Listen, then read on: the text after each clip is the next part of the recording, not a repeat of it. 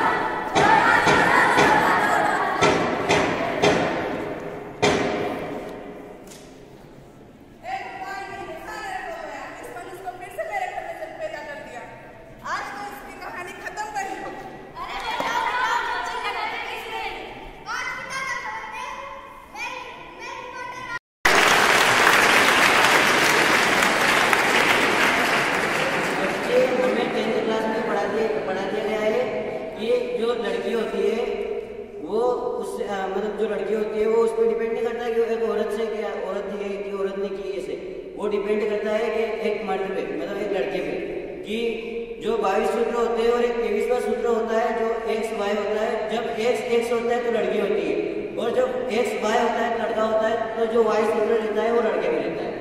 तो इसलिए ये डिपेंड इस लड़की पे नहीं करता, और आप लड़की को नहीं बोल सकते कि तेरे कारण एक लड़की हुई है, बेटी पैदा हुई है, तेरे कारण बेटी पैदा हुई है, तो मैं आपको नहीं रखना, मेरे को तेरे को नहीं रखना, मेरे को इस लड़की को रखना, मेरे को इस लड़की को मानना है, ऐसे करके। जैसे उसने बताया यार कि वो गया और उस लड़की को फेंक दिया, और क्या बोल दिया कि मैं जा रहा था, लड़की गिर गई, तो उसमें उसने पैसे ले लिए, उसको फायदा मिल गया, पर उससे एक लड़की का जो जीवन था वो तो चला गया ना।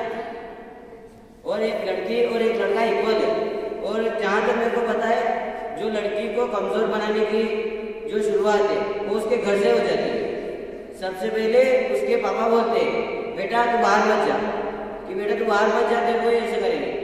उसके भाई बोलते हैं तू बाहर नहीं जाएगा, जबकि उसका भाई को तो बाहर चला जाता है और कोई दूसरी लड़की होती है उसको देखता है। ये बात सही है गलत है बता, एक ही नहीं।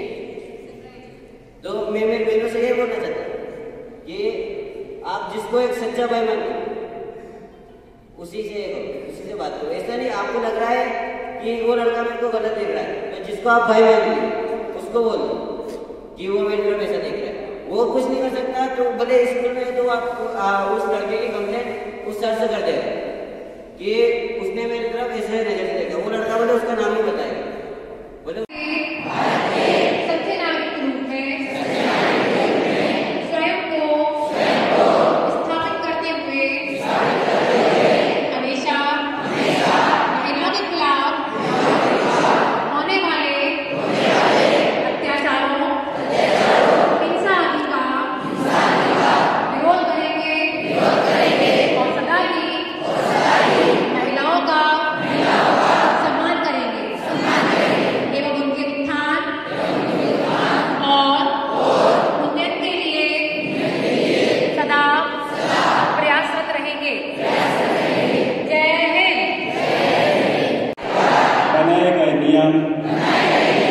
जो कि लड़कियों के लिए 18 साल, लड़कों के लिए 21 साल,